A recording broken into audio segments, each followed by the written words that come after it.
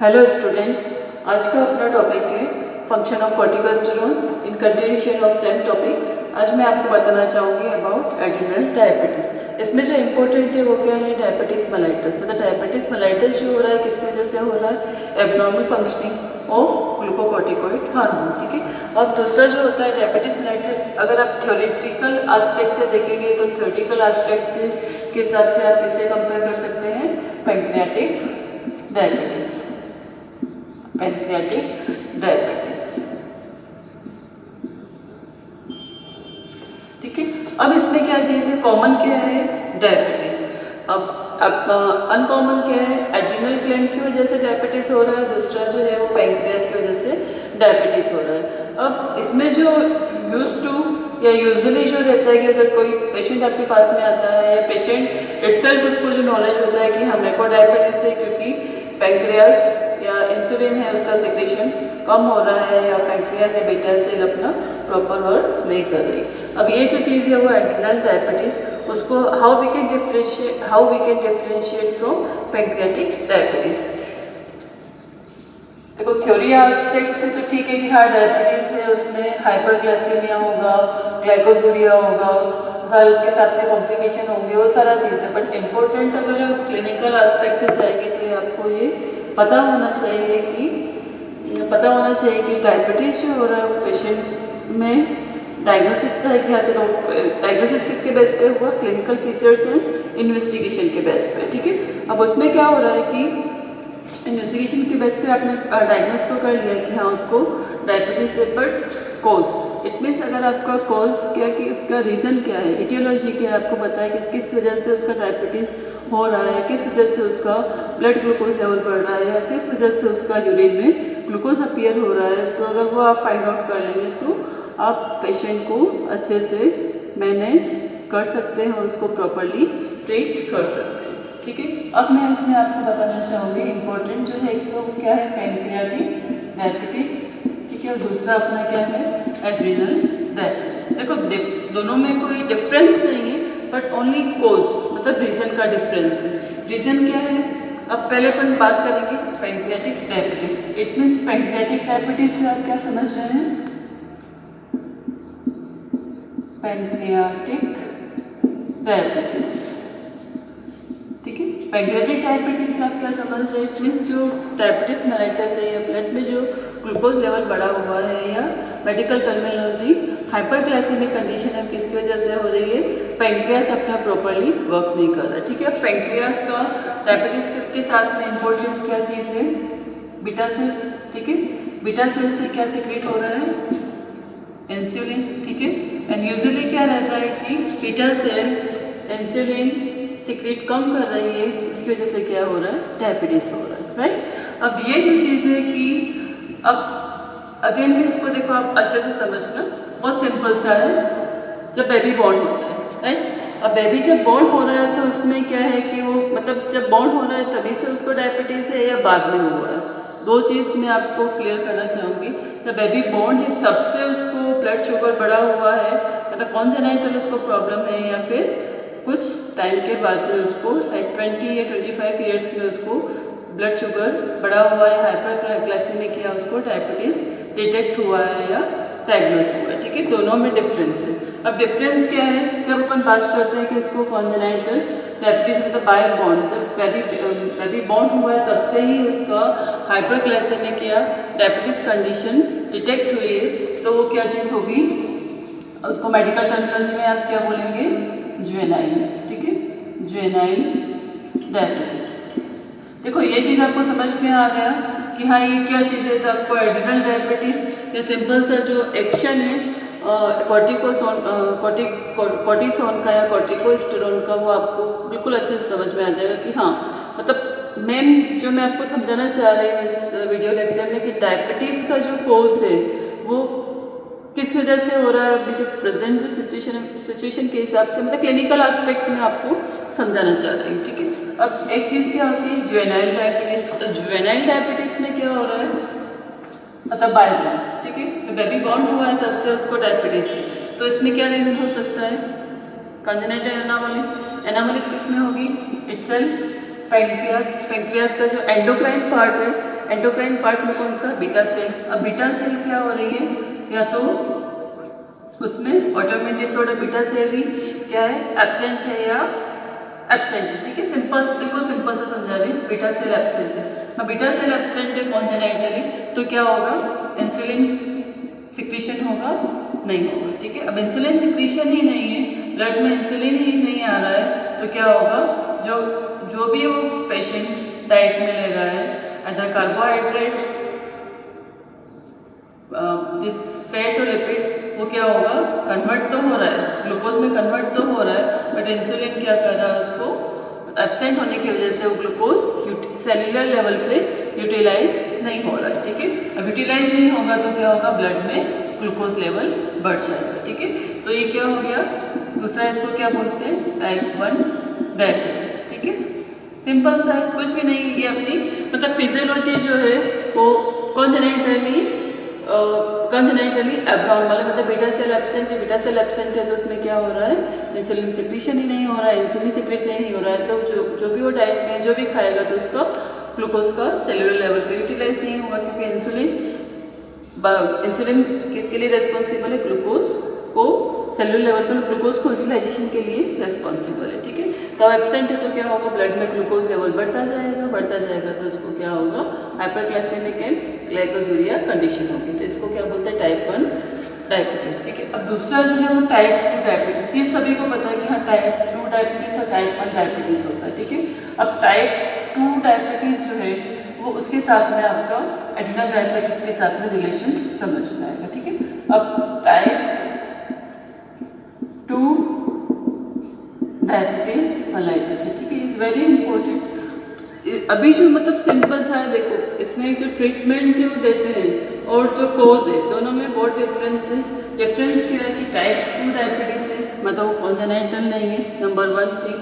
वो क्या है, मैच्योरिटी, इसको एक और नाम क्या दिया है, मैच्योरिटी ऑनसेट डायबिटीज मेलाइटस, मतलब विथ एडवांस एज, मतलब बेबी मतलब जब चाइल्डहुड में है 1 ईयर 2 ईयर्स या 3 ईयर्स या 5 ईयर्स या 6 ईयर्स 7 या 8 ईयर्स, ठीक है। चलो स्टार्टिंग में 4-5 ईयर्स तक पता नहीं चलता, लेकिन 5 या 6 ईयर्स में पता चल रहा है कि एकदम सडनली वो क्या होता है, कोमा में चला जाता है, तो उस समय डिटेक्ट होता है कि इसको हाइपरग्लाइसेमिक है या हाइपरग्लाइसेमिक है, तो उसे डिटेक्ट होता है कि उसको पर्सन मतलब बेबी जो बॉर्न हुआ है वो वेनाइल डायबिटीज से सफ़र कर रहा है, ठीक है। अब जो मैच्योरिटी ऑनसेट डायबिटीज़ है या टाइप 2 जो डायबिटीज़ है उसमें क्या हो रहा है, सिंपल सा है कि विथ एडवांस एज। अब एडवांस एज में जैसा मैंने आपको लास्ट वीडियो लेक्चर में बताया था, जैसे से आप स्कूल, ठीक है, स्कूल में जो रिलैक्सिंग जो पार्ट होता है, ये रिलैक्सिंग जो लाइफ स्टाइल रहती है वो कब तक रहती है, 6th 7th या 8th तक। उसके बाद में आपका बर्डन लाइक कंपटीशन होता है कि नहीं, अभी आपको अच्छे परसेंटेज लाने, पेरेंट्स का हो गया, टीचर का हो गया, स्कूल से हो गया, आपका सोशल पोस्चर हो गया, तो उस हिसाब से क्या होता है, जो बच्चा है वो किस में जाता है, स्ट्रेस में चला जाता है, ठीक है। तो स्ट्रेस वो आपका 9th-10th में से स्टार्ट हो गया, उसके बाद में 11th-12th में अभी आपको प्रोफेशनल डिग्री के हिसाब से आपको खुद को प्रिपेयर होना है, देन पेरेंट्स का जॉब के हिसाब से कि क्या करना है, करियर ओरिएंटेड हो जाते हैं, तो सारा वो चीज़ होती है। तो उसके साथ में क्या होता है, जो स्ट्रेस लेवल है, मतलब रेस्पॉन्सिबिलिटी के साथ में क्या हो रहा है, स्ट्रेस लेवल जो होता है वो भी क्या हो रहा है,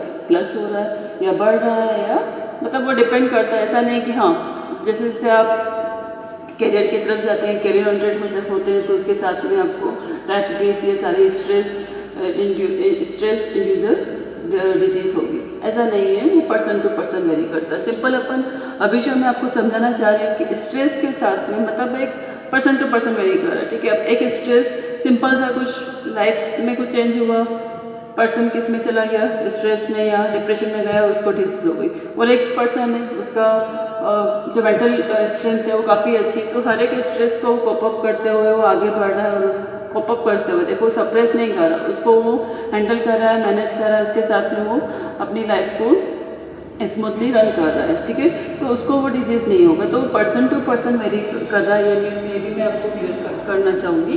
तो इसमें टाइप 2 डायबिटीज़ में क्या हो रहा है कि अगर स्ट्रेस काफ़ी अगर क्रॉनिक स्ट्रेस है, जैसा मैंने आपको भी जस्ट बताया कि स्कूल लाइफ से स्टार्ट हो जाता है, ठीक है। अब स्कूल लाइफ से वो स्ट्रेस में है, देन कॉलेज, करियर, प्रोफेशन, जो और आइडल बिजनेस। तो उसके साथ में अगर उसका stress level plus plus plus हो रहा है तो पर्सन डायबिटीज़ के साथ में बात में कर रही हूँ, उसके साथ में दूसरा स्ट्रेस इंडिविजुअल डिजीज हो सकती है डायबिटीज़ के साथ में मैं आपको समझाना चाह रही हूँ कि उसको क्या होगा, फिर डायबिटीज़ हो सकता है। ठीक है, अब ये क्या हुआ कि डायबिटीज़ हो सकता है, डायबिटीज़ हो गया कि तो एग्जांपल देते हैं कि वो पर्सन को डायबिटीज़ हो गया, तो हो गया इट मीन्स अब क्या सोचते हैं कि आप इंसुलिन, अब सिंपल सा उस कंडीशन में क्या होगा कि 25 या 30 ईयर्स या 35 ईयर्स तक मानते हैं कि उसको कोई भी बीमारी नहीं थी, है ना, इट मीन्स उसको शुगर नहीं था या डायबिटीज़ नहीं था, हाइपरग्लाइसेमिक कंडीशन नहीं थी। अब 35 या 40 ईयर्स या 45 ईयर्स या इस पर्टिकुलर एज के बाद में, मतलब मैच्योरिटी या पर्टिकुलर एज के साथ में उसको क्या हुआ, शुगर या डायबिटीज़ हुआ। ठीक है, तो इसमें क्या हो रहा है, जो हो रहा है तो ऐसा तो नहीं, मतलब बीटा सेल तो उसका नॉर्मल थी, मतलब उसकी पैंक्रियाज नॉर्मल फंक्शनिंग में था, राइट, बीटा सेल है वो भी अपना नॉर्मल इंसुलिन सिक्रेट करे। तो अब एडवांस एज के साथ में क्या हुआ कि इसको ब्लड में ग्लूकोज लेवल बढ़ गया। तो इसका जो रिलेशन है वो किसके साथ में है, सिंपल सा है, वो किसके साथ में है, स्ट्रेस के साथ में। ठीक है, स्ट्रेस एंड मेंटल ट्रॉमा। ठीक है, कोई मेंटल ट्रॉमा मीन्स ये सारा जो कंसर्न है वो क्रॉनिक के साथ में, एक्यूट के साथ में ऐसा नहीं कि एक सडन कोई मेंटल शॉक हुआ और पर्सन को डायबिटीज या हाइपरटेंशन या कोई भी स्ट्रेस इंड्यूस्ड डिजीज हो जाती है। सबसे मेन जो कंसर्न है वो क्या है, क्रॉनिक। अगर क्रॉनिक स्ट्रेस है तो उसके साथ में क्या होगा, डायबिटीज हो सकता है। ठीक है, अब क्रॉनिक स्ट्रेस हुआ इट मीन्स क्या हुआ, बीटा सेल से इंसुलिन सिक्रीशन नॉर्मल है। ठीक है, इसका इन्वेस्टिगेशन के साथ में मैं आपको समझाऊंगी कि बीटा सेल अपना इंसुलिन सिक्रेट नॉर्मल कर रही है, फिर भी ब्लड में ग्लूकोज लेवल क्या हुआ है, बढ़ा हुआ है। ठीक है, ब्लड ग्लूकोज लेवल क्या है, बढ़ा हुआ है। तो ये इसमें क्या हो रहा है, सिंपल सा है, जब ब्लड ग्लूकोज लेवल बढ़ा हुआ है, इंसुलिन का लेवल नॉर्मल है, बट फिर भी डायबिटीज है, मतलब ब्लड में ग्लूकोज लेवल बढ़ा हुआ है। तो इसमें क्या है, जो इंसुलिन का एक काम है वो क्या है, सेल। ठीक है, अब उसका इंपॉर्टेंट काम क्या है कि ग्लूकोज तो है, उसको काम कैसे करेगा, सेलुलर लेवल पे उसको यूटिलाइज करने में हेल्प करता है। ठीक है, मतलब सेल उसको क्या करेगी, अपटेक करेगी। यूटिलाइज मतलब क्या हुआ, अपटेक करना। ठीक है, तो सेल क्या कर रही है, उसको अपटेक कर रही है। तो अपटेक करने में किसका रोल है, इंसुलिन का है। तो इंसुलिन उसको अपटेक कर रहा है, तो उसके लिए क्या होता है, सेल की जो वॉल है, नॉट वॉल, सेल मेम्ब्रेन पे क्या होते हैं, इंसुलिन रिसेप्टर होते हैं। ठीक है, तो इंसुलिन रिसेप्टर क्या करेंगे, यहाँ पे वर्क करेंगे और इंसुलिन क्या करेगा, फिर वो ग्लूकोज को अपटेक करने में हेल्प करेगा। अब स्ट्रेस में क्या हो रहा है, जब पर्सन क्रॉनिक स्ट्रेस में है तो उस कंडीशन में क्या हो रहा है, ये जो स्ट्रेस में क्या हो रहा है कि जो इंसुलिन रिसेप्टर है वो क्या होते हैं, रेसिस्ट हो जाते हैं। ठीक है, अब रेसिस्टेंस हुआ तो इसमें क्या हो रहा है, रेसिस्टेंस हो रहा है तो ग्लूकोज अपटेक नहीं हो रहा है, अपटेक नहीं हो रहा है तो ग्लूकोज लेवल क्या होगा, ब्लड में बढ़ जाएगा। ठीक है, तो ब्लड में बढ़ जाएगा तो इट मीन्स हो गया क्रॉनिक स्ट्रेस के साथ में जो अपना बीटा सेल है, इंसुलिन का सिक्रीशन तो नॉर्मल है, बट इंसुलिन रिसेप्टर है वो क्या हो गए, रेसिस्ट हो गए। रीजन क्या है, क्रॉनिक स्ट्रेस। ठीक है, तो आया समझ में, इंसुलिन रिसेप्टर रेसिस्ट हो गए तो क्या हो रहा है, ब्लड में ग्लूकोज लेवल बढ़ रहा है, हाइपरग्लाइसेमिक कंडीशन हो रही है, तो it is responsible for diabetes mellitus. ठीक है, तो इट मीन्स स्ट्रेस के साथ में इंसुलिन रिसेप्टर जो रेसिस्ट हो रहे हैं उसमें कहीं पर भी बीटा सेल की एब्नॉर्मलिटी नहीं है, कहीं पर भी इंसुलिन सिक्रीशन की एब्नॉर्मलिटी नहीं है।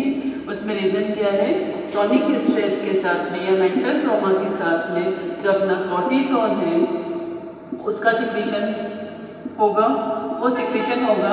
स्टार्टिंग में तो जैसा मैंने आपको बताया था लास्ट 2 वीडियो लेक्चर में कि स्टार्टिंग में तो वो स्ट्रेंथ प्रोवाइड करेगा कि नहीं, अभी जितना भी स्ट्रेस है वो अपनी नॉर्मल फिजियोलॉजी को मेंटेन करने की कोशिश करेगा। अगर नहीं हो रहा है, अगर वो पर्सन कॉप अप नहीं कर पा रहा है स्ट्रेस को, तो स्ट्रेस का जो इफेक्ट है वो पूरी बॉडी पे आएगा।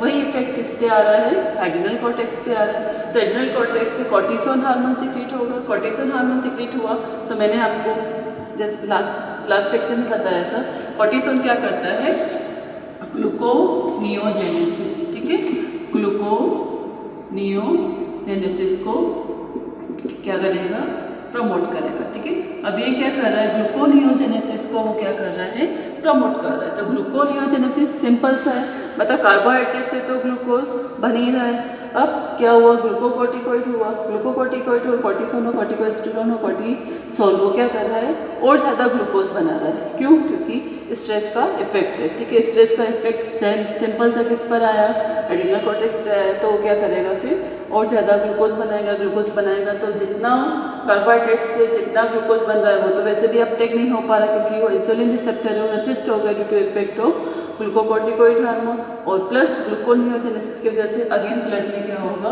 ग्लूकोज का लेवल जो होगा वो और ज़्यादा बढ़ता जाएगा। तो हाइपरग्लाइसीमिक और हाइपरग्लाइसीमिक इट मीन्स क्या हुआ, डायबिटीज मेलाइटस। ठीक है, क्लियर हुआ है यहाँ पर। जो मैं आपको समझाना चाह रही थी कि पैंक्रियाटिक डायबिटीज और एड्रिनल डायबिटीज। ठीक है, तो पैंक्रियाटिक डायबिटीज यूजुअली वर्ड बोलते हैं कि हाँ pancreas is responsible for diabetes mellitus. नहीं, जो मैच्योरिटी ऑनसेट डायबिटीज है या टाइप 2 डायबिटीज है उसका रीज़न क्या है, स्ट्रेस है। और स्ट्रेस जो हो रहा है, स्ट्रेस में ये बीटा सेल जो रेसिस्ट हो रहे हैं वो क्यों हो रहे हैं, due to secretion of this glucocorticoid hormone. ठीक है, तो ग्लूकोकोर्टिकोइड हार्मोन क्या करेगा, स्ट्रेस इनिशियल लेवल पे तो वो स्ट्रेंथ प्रोवाइड कर रहा है, बट अगर मैनेज नहीं कर पा रहा है, वो बॉडी मैनेज नहीं कर पा रही है, तो बाद में क्या होगा, हाइपरग्लाइसेमिक कंडीशन हो जाती है। तो मेटाबॉलिज्म को क्या करेगा, वो डिस्टर्ब करता है। मतलब नॉर्मल मेटाबॉलिज्म हो रहा है तो किसकी वजह से हो रहा है, इंसुलिन एंड ग्लूकागोन का नॉर्मल फंक्शनिंग, मतलब दोनों का बैलेंस है। इंसुलिन क्या कर रहा है, ब्लड में ग्लूकोज लेवल को कम कर रहा है।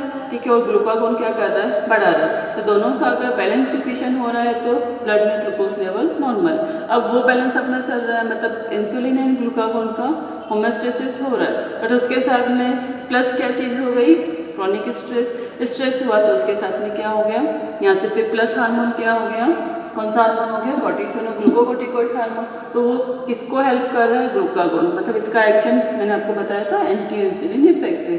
मतलब इंसुलिन एक अकेला हो गया, वो किसको कर रहा है, ग्लूकागोन के साथ में हो गया। तो ग्लूकागोन का एक्शन क्या है, ब्लड में ग्लूकोज लेवल को बढ़ाना और प्लस बढ़ाना।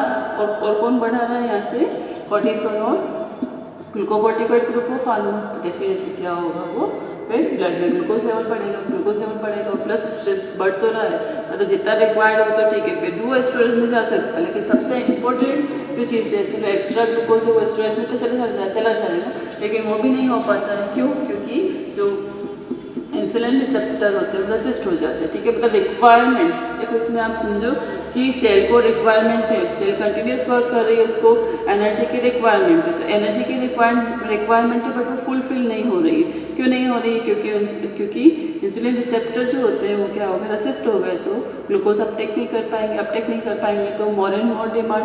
बट जो ब्लड में ग्लूकोज है वो यूटिलाइज नहीं हो रहा है, ब्लड में ग्लूकोज लेवल बढ़ रहा है, यहाँ पे सेलुलर लेवल पे यूटिलाइज नहीं हो पा रहा, अपटेक नहीं हो पा रहा है। तो फिर वो क्या होगा, ग्लूकोज लेवल कंटिन्यूस बढ़ते देन ग्लाइकोसुरिया। देन अगर वो भी आपका अगर कॉप अप नहीं हुआ तो फिर मैनेज नहीं किया पेशेंट ने, या प्रॉपरली उसने ट्रीट नहीं किया, तो फिर लेटर ऑन क्या होगा, उससे रिलेटेड जो डायबिटीज से रिलेटेड है वो सारे कॉम्प्लिकेशन स्टार्ट हो जाते हैं। ठीक है, ये अपना हो गया सिंपल सा, देखो पैंक्रियाटिक डायबिटीज है, एड्रिनल डायबिटीज। अब दूसरा जो अपना नेक्स्ट टॉपिक रहेगा, इसके रेस्ट ऑफ जो फंक्शन है, रिमेनिंग फंक्शन है, वो मैं आपको एक्सप्लेन करूँगी नेक्स्ट वीडियो लेक्चर में। इसको रिपीट।